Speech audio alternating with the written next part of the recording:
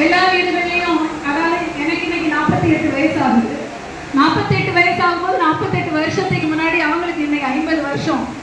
அப்போ பார்த்தீங்கன்னா 2 பெண் பிள்ளைகள் அப்படின்னு சொல்லும்போது எல்லா வீடுகள்லையும் என்ன 2 பெண் பிள்ளையும் அப்படின்னு சொல்லிட்டு ரொம்ப ஒரு மாதிரி பேசுறவங்களுடைய மத்தியிலும் என்னுடைய அப்பா அம்மா 2 பெண் பிள்ளைகள் ஒரு நாள் கூட எங்களை ஒரு கவலைக்குள்ளாக நடத்தினதோ எதுவுமே கிடையாது. என்ன தேவையோ, அதாவது ஃபார் எக்ஸாம்பிள் நான் எங்களை அவ்வளவு தூரத்துக்கு படிக்க வச்சு, பெண்ணு பிள்ளை தானே எதுக்கு படிக்க வைக்கிறீங்க அப்படின்னு நிறைய பேர் கேட்பாங்க. கல்யாணம் பண்ணி கொடுக்கணும், இன்னும் எவ்வளவு செலவு இருக்கு, உங்களை பார்க்கவா போவாங்க, இப்படியெல்லாம் நிறைய பேச்சுக்களுக்கு இடையிலும் என்னன்னா எங்களை ஒரு வார்த்தை கூட சொல்லாம என்னை +2 முடிச்சவன் இன்ஜினியரிங் படிக்க வைக்கணும்னு நினைச்சாங்க. ஸோ அது படிக்க வைக்க முடியல, ஏன்னா என்னுடைய மார்க்கு கம்மியாயிடுச்சு. அந்த டைம்ல எலிஜிபிலிட்டி கிரைட்டீரியா இருக்கும். ஸோ அது முடியாததுனால நான் கேட்ட படிப்பு பிஎஸ்சி கம்ப்யூட்டர் சயின்ஸ், அதாவது என்ஜினியரிங்க்கு அடுத்தபடியான படிப்பு. அந்த டைம்ல வந்த புது படிப்பு எங்களுடைய கன்னியாகுமரி மாவட்டத்திலேயே 2 காலேஜ்ல தான் உண்டு. அந்த 2 காலேஜ்ல சீட் ரொம்ப கம்மி, 20 சீட்டு தான். அந்த 20 சீட்ல ஒரு சீட்டை எப்படியாவது என் பிள்ளைக்கு வாங்கி கொடுப்பேன்னு சொல்லிட்டு அலைவாரு எங்க அப்பா. அப்படி அவ்வளவு தூரத்துக்கு படி. அப்புறம் பிஎஸ்சி முடிச்ச பிறகும் இல்ல பிஜி படிக்கிறேன் அப்படின்னு சொன்னதும், அதுவும் எம்எஸ்சி கம்ப்யூட்டர் சயின்ஸா எம்சிஏவா, எம்சிஏக்கு ஃபீஸ் அதிகம், எம்சிஏக்கு ஃபீஸ் அதிகம். அப்புறம் நான் சொன்னேன், அப்பா எது கிடைக்குதோ அது போதும், இவ்வளவு ரேட்டுக்குள்ளால பரவாயில்ல, நான் எம்சிஏ படிக்கிறேன், இல்லைன்னா நான் எம்எஸ்சி கம்ப்யூட்டர் சயின்ஸே படிச்சுக்கிறேன். எங்க அப்பா எவ்வளவா இருந்தாலும் பரவாயில்ல, என் பிள்ளை படிக்கலாம், நான் படிக்க வைக்கிறேன்னு சொல்லிட்டு அவ்வளோ அமௌண்ட் செலவு பண்ணி, அதாவது பெண் பிள்ளைகள் என்று பாராமல் தனது பெண் பிள்ளைகளை ஆண் பிள்ளைகளாக வளர்த்த என்னுடைய அப்பா 2 பேரையும். ஒரு ஆண் பிள்ளைகளை எப்படி வளர்ப்பாங்களோ, எவ்வளவு காசு செலவு, அதாவது அவங்க காசு செலவு பண்ணுவாங்கன்னா நாங்க யாருமே தேவையில்லாம, நானும் என் தங்கச்சி ஒரு காசு கூட வீணாக செலவு பண்ணதே கிடையாது, வீண் செலவு செய்வதே கிடையாது. எனக்கு ஃபீஸ் கட்டுறதுக்கு ஒரு 50,000 ஃபீஸ்னா என் கையில 75,000 தந்துடுவாங்க எங்க அப்பா ஃபீஸ் கட்டுறது. என் கையில இருக்கக்கூடிய ஃபீஸை நான் கட்டிட்டு 25,000 கையில வச்சிருப்பேன். பக்கத்துல இருக்கிறவங்க யாராவது கேட்டாங்கன்னா கொடுத்துட்டு திருப்பி வாங்கிப்பேன். ஸோ அவ்வளவு தூரத்துக்கு பணப்பற்றாக்குறை இல்லாமல், ஒரு ட்ரெஸ்ஸுக்கு ஒரு குறை இல்லாமல், எல்லாமே நிறைவாக எங்களை இந்நாள் வரைக்கும் 48 ஆண்டுகள் சிறப்பாக சீரும் சிறப்புமாக எங்களை வழிநடத்தினாங்க. அதாவது ஒழுக்கத்துல எப்படி வளரணும். எங்க அம்மாவுக்கு எப்பவுமே எல்லாமே ஃபேஷன் ரொம்ப பிடிக்கும். எவ்வளவு ஃபேஷன், அதாவது சிறு பிள்ளைகளே நான் ஃபர்ஸ்ட் ஸ்டாண்டர்ட், செகண்ட் ஸ்டாண்டர்ட், நான் தேர்ட் ஸ்டாண்டர்ட், தங்கச்சி ஃபர்ஸ்ட் ஸ்டாண்டர்ட் படிக்கும் பொழுது அவங்களுக்கு பெண் பிள்ளைகள், அவங்களுக்கு ஆண் பிள்ளைகள் போல இருக்கணும்னு சொல்லிட்டு அந்த காலத்திலேயே 2 பேருக்கும் பேண்ட் ஷர்ட் வாங்கி கொடுப்பாங்க. 2 பேருக்கும் பேண்ட் ஷர்ட். அப்போ அந்த கிராமத்துல என்னடா பேண்ட் ஷர்ட் அப்படின்னு, ஆனா எங்களை அவ்வளவு ஃபேன்சியா வளர்க்கக்கூடியவங்க. ஒன்னே ஒன்று மட்டும் சொல்லுவாங்க எங்க அம்மா, மக்களே எப்படி வேணாலும் மேக்கப் பண்ணிக்கலாம், எவ்வளவு வேணாலும் ஃபேன்சியா வளரலாம், ஆனா நம்மளுடைய கேரக்டர்ல கொஞ்சமும் என்ன செய்யக்கூடாது, சிதறக்கூடாது, கொஞ்சம் அசைவு இருக்கக்கூடாது.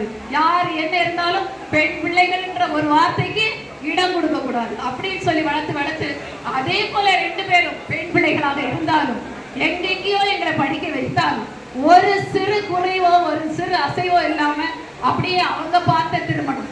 அவங்க 2 பேருக்கும் எங்க அப்பாயை பாத்தீங்கன்னா எங்களுடைய அம்மாவுடைய சைட்ல இருக்கக்கூடிய அத்தனை மக்களுக்கு, என்னுடைய பெரியம்மா மகன், பெரியம்மா அக்கா, அண்ணன், எல்லாருமே எங்க அம்மா தான் கடைசி.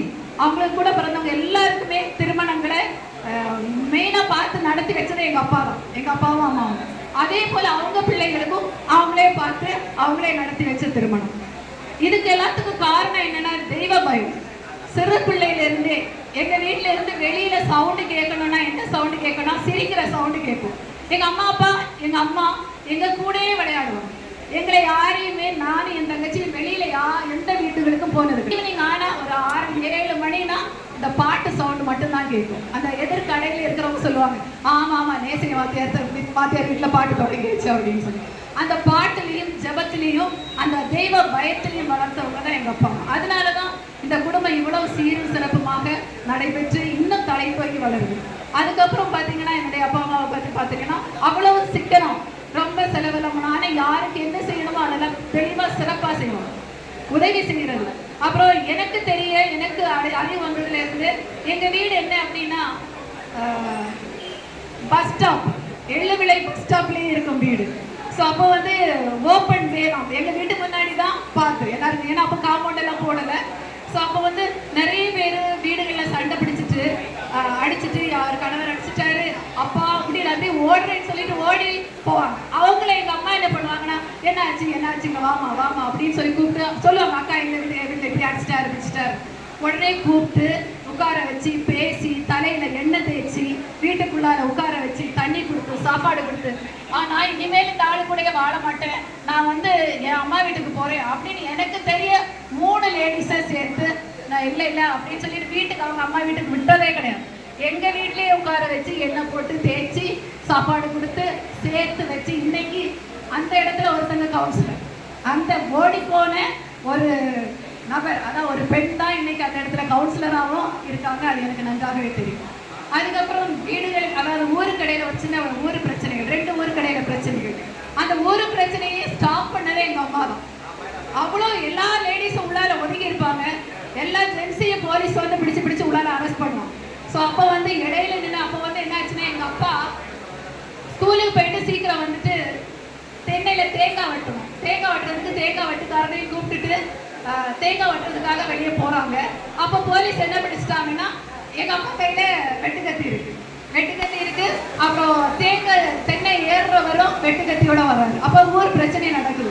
உடனே இவங்க நீங்கள் என்ன பண்ண, ஊரில் இருக்கக்கூடிய எல்லாரையும் வீட்டில் இருக்கிறவங்கள கதவு தட்டி இந்த போலீஸ்காரங்க எல்லாரும் என்ன செய்வாங்கன்னா இந்த ஜென்ட்ஸ் எல்லாரையுமே வந்து போலீஸ் ஸ்டேஷனுக்கு கூப்பிட்டு போகிறதா வழக்கம். எல்லாரும் கதவை பூட்டிட்டு உள்ளார உட்காரோம். இப்போ நானும் என் தங்கச்சி ஸ்கூலுக்கு போயிட்டு வரல, எங்களுக்கு தெரியாது இதெல்லாம். அப்போ வந்து எங்கள் அம்மா எங்கள் அப்பாவை பிடிச்சதும் இப்படி எதாவது கேள்விப்பட்டிருக்காங்க, அடுத்த ஒரு ரோடில் அம்மா உடனே அப்படியே ஸ்ட்ரிக்டாக பறப்பாங்க. இப்போவும் தெரியும் உங்களுக்கெல்லாம், ரொம்ப சுறுசுறுப்பாக இருப்பாங்க. ஆள் கொஞ்சம் மெரிச்சிருந்தாலும் ரொம்ப சுறுசுறுப்பு, ரொம்ப தெளிவு, அப்படி ஞானம். சாலம்மாள்ன்றதுக்கு சாலமோன் அப்படின்றது தான் அதனுடைய பெரிய ஒரு அர்த்தம். ஞானத்தில் சிறந்த பெண், அதான் ஞானமாய் தன்னுடைய குடும்பத்தை நடத்தக்கூடிய தலைமை வாய்ந்தவங்க தான் எங்கள் அம்மா. எங்கள் அப்பா வந்து என்னன்னா அதுக்கு அன்பிற்கும் எல்லாவற்றுக்கும் கட்டுப்பட்டவங்க. எங்கள் அப்பா வந்து எங்கள் அம்மா என்ன சொல்கிறாங்களோ அதுதான் எல்லாமே. ஏன்னா அப்பா முழுமையாக எங்கள் அம்மாவை நம்புவாங்க. ஏன்னா எங்கள் அம்மா வந்து அவ்வளோ குடும்பத்துக்காக உழைக்கக்கூடியவங்க. ஸோ அப்புறம் என்ன பண்ணாங்கன்னா அந்த போலீஸ் ஃபுல்லாக உள்ளார ஒரு அந்த வேன் ஃபுல்லாகவே எங்கள் மக்களை பிடிச்சி உள்ளார வச்சுருக்காங்க. எங்கள் அம்மா அப்படியே வேன் எடுக்கவே விடலை, ஸ்டாப் பண்ணோம். உங்களை போல ஒரு போலீஸ் டிபார்ட்மெண்ட்ல, அதோட சிறந்த டிபார்ட்மெண்ட்ல ஒரு ஆசிரியராக பணிபுரியக்கூடிய என்னுடைய கணவரை நீங்க எப்படி பிடிச்சிட்டு போவீங்க, என்ன தப்பு பண்ணினீங்கன்னு நீங்க பிடிச்சிட்டு போவீங்கன்னு சொல்லிட்டு ஸ்டாப் பண்ணி வண்டியை எடுக்க விடல. வண்டி முன்னாடி என்னை என் மேலே எடுத்துக்கோ அப்படின்னு சொல்லி ஏற்க முடியுமா? முடியாது. ஸோ இப்படியெல்லாம் பேசி இல்லை என் பிள்ளைகள் 2 பிள்ளைகள் ஸ்கூலுக்கு போயிருக்காங்க, 2 பிள்ளைகள் வரட்டும், வந்தப்பறம் நாங்கள் ஃபேமிலியாக வரோம் அப்படின்னு. அவனுக்கு ஒன்றுமே பண்ண முடியல, என்ன பண்ணனே தெரியல. பின்னாடி இழுப்பா முன்னாடி எடுத்து ரொம்ப கஷ்டப்படுத்து. கடைசியில இவங்களுடைய போராட்டம் தாங்காம எங்க அப்பாவை மட்டும் இறக்கி விட்டான். எங்க அப்பாவை மட்டும் இறக்கி கூட்டிட்டு வந்த ஒரு வீர பெண்மணி அப்படின்னு சொன்ன எங்க அப்பா தான். அதை பார்த்தா தெரியவே தெரியாது, வீரத்திலும் ஞானத்திலும் சிறந்தவள் அப்படின்னு சொல்லுவோம் இல்லையா. அதாவது பெண் வந்து தன் வீட்டில் எப்படிப்பட்ட அப்பான்னு சொல்லவே முடியாது, அவ்வளவு பெரிய அப்பா. அதாவது பெண் பிள்ளைகள்ன்றது ஒரு நாள் கூட அவருடைய மனதில் நினைத்ததே கிடையாது, ஒரு நாள் கூட அவருடைய மனதில் நினைத்ததே கிடையாது. என் பிள்ளைகளை நான் வந்து ஆண் பிள்ளைகளை போல வளர்ப்பேன்னு சொன்னது போல எங்க வீட்டு பக்கத்துல செல்லக்கர வாத்தியாருன்னு சொல்லுவாங்க, அவருடைய மனைவி சொல்லுவாங்க, நேசைய வாத்தியாருங்க பிள்ளைகள் 2 பெண் பிள்ளைகள் தான், ஆனா அந்த 2 பெண் பிள்ளைகளும் ஆண் பிள்ளைகளுக்கு சமம். எங்க வேணாலும் விடலாம், எப்படி வேணாலும் வருவாங்க, ஆண் பிள்ளைகள் தோற்று போவார்கள் அப்படின்ற அளவுக்கு 2 பெண் பிள்ளைகளையும் சீரும் சிறப்பாக நடத்தி காட்டியவர்களும் என்னுடைய அப்பா. ஓகே, இது போல நிறைய காரியங்கள் எங்களுக்காக உழைத்தவர்கள், அவர்களுக்கான ஒரு சிறிய ஒரு அன்பளிப்பு தான் இந்த இது. இதற்காக வந்திருக்கக்கூடிய எங்களை சார்ந்த என்னுடைய அப்பா அம்மா, அப்பாவுடைய குடும்பத்தை சார்ந்த என்னுடைய பெரியப்பா, சித்தப்பா பிள்ளைகள், தம்பி, டான்சி, இன்னும் எல்லாருமே என்னுடைய அம்மாவுடைய சொந்தக்காரங்க, ரசலன்னு, ஸ்டீஃபான்னு, ஜெயசேகரன், எல்லாருமே என்னுடைய சொந்த பந்தம் அனைவருக்கும் என்னுடைய மனமார்ந்த நன்றிகளும் பாராட்டுகளும். அது மட்டும் இல்லாம இன்னைக்கு எங்களை அதாவது சர்ச்சில் ஒரு பெரிய லெவல்ல இருக்கிறது கடவுளுடைய ஆசீர்வாதம். இந்த ஆர்ஜே மஹால் அப்படின்றது ராஜா ஜூலியட் அவர்களுடைய மூத்த கனி, மூத்த கனி இல்லை, 2வது கனி தான் நான். எனக்கு முன்னாடி அண்ணன் உண்டு. சரி, 2வது கனியாக இருந்தாலும் இந்த ஆர்ஜே மஹால் என்ற ஒரு பேருக்கு அடித்தளம் விட்டவர்கள் என்னுடைய அப்பா அம்மா. அதுக்கு முக்காவாசி, அதாவது நிறைய பணம், அதாவது காசு இருந்து நாங்கள் தான் பண்ணணும். அதுக்கு பேக்கப் நகை வகை எல்லாமே எத்தனை பேர்த்து கேட்கறது என் தங்கச்சி. அதாவது ஆணும் பெண்ணும் என்பதை விடவும் அக்காவும் தங்கையும் தான் சிறப்பு அப்படின்றது என்னுடைய லைஃப்ல நாங்க புரிஞ்சுக்கிட்டது. என்னுடைய கஷ்டத்துல அவ கூட இருப்பான். அவளுடைய நகை முழுவதும் என் கையில், அவளுக்கு தேவைப்படும் போது என் நகை முழுவதும் அவ கையில். ஒருவருக்கு ஒருவர், ஆணுக்கு ஆணாய் பெண்ணுக்கு பெண்ணாய் நின்ற குடும்பம். அனைவருக்கும் நன்றி. என்னுடைய அன்பிய மக்கள், வந்திருக்கக்கூடிய ஒவ்வொரு அன்பிய மக்களுக்கு என்னுடைய மனமார்ந்த நன்றிகள். என்னுடைய சொந்தங்கள், பந்தங்கள், என்னுடைய ஆசிரியர் பெருமக்கள் அனைவருக்கும் என்னுடைய மனமார்ந்த நன்றிகள். வணக்கம்.